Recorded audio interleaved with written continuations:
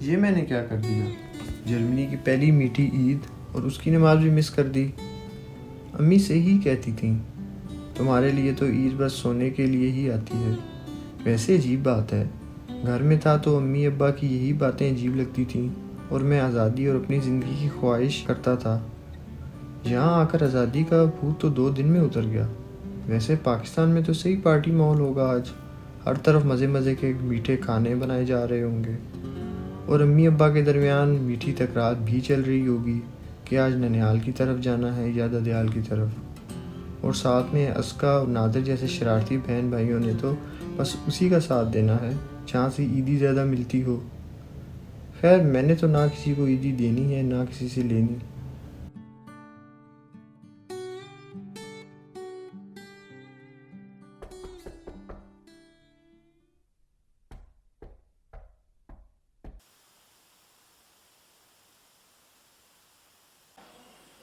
अस्सलाम वालेकुम ईद मुबारक जनाब। क्या हाल चाल है? ठीक ठाक। खैर मुबारक आपको, बहुत मुबारक। Thank you so much. ये देखो तुम्हारे लिए क्या लेकर आया हूँ मैं, चेक करो। ये तो काफी मजे का लग रहा है। मज़े का है ना? काफी मजे का है। तो मेरी ईदी कहाँ पे है? यार पहले मेरे आज के दिन को ईद तो बना लो। मेरी तो आज नमाज भी मिस हो गई और खाने को भी कुछ नहीं है। अबे यार टेंशन नहीं ले रही, मैं आ गया हूँ। अब मैं सब कुछ सेट कर दूंगा। आ जाओ। बैठते हैं और बात करते हैं। तुम्हें कितना अर्सा हो गया यहाँ पे आए हुए? मुझे 2 महीने। और इन 2 महीनों में तुम मुझसे कितनी दफ़ा मिले हो? हार्डली 1 दफ़ा। देखो, मैंने तुम्हें पहले भी ये बात कही थी कि अपने दोस्तों से इन कांटेक्ट रखो। अभी नमाज के बाद हमारा इतना अच्छा खाने का इंतज़ाम था, वो तुमने सब मिस कर दिया। ओह वाकई, मैंने तो भी बहुत कुछ मिस कर दिया। अभी कुछ खाने का इंतजाम हो सकता है? खाने का भी कुछ कर लेते हैं मेरे भाई, लेकिन एक बात तुम्हें यहाँ पे समझनी पड़ेगी। यहाँ पे लाइफ मुख्तलिफ है थोड़ी सी पाकिस्तान से। सब कुछ तुम्हारे अपने हाथ में है। कब जागना है, कब सोना है, कब खेलना है, कब पढ़ना है, सब कुछ तुमने खुद डिसाइड करना है। कोई तुम्हें बाहर से आकर नहीं बताएगा कि तुमने क्या करना है।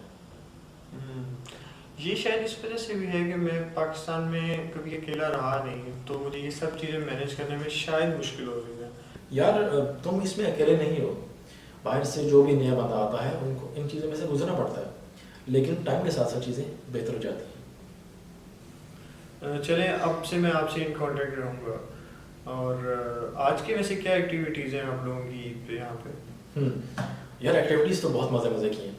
अभी हम इंशाल्लाह चाय पीने के बाद हम बाहर जाएंगे। मैं तुम्हें अपनी पाकिस्तानी कम्युनिटी से भी मिलवाता हूँ। हमने रिवर साइड पे हमने फ़ोटोग्राफी करनी है, उसके बाद हमने क्रिकेट खेलनी है, फिर हम खाना खाएंगे कहीं पे, उसके बाद मूवी देख लेंगे और रात का किसी अच्छे रेस्टोरेंट में कर लेंगे। और आप लोगों के यहाँ तो बहुत एक्टिविटीज़ हैं ईद पे, तो सही मज़ा आने वाला है हमें। बहुत मज़ा आने वाला है। बस अब चाय पियो और बस निकलते हैं।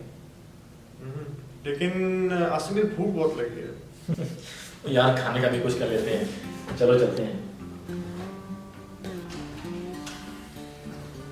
देखो टाइम के साथ साथ हमने एडजस्ट करना पड़ता है। निकलते हैं, ऐसे ही होता है सब कुछ।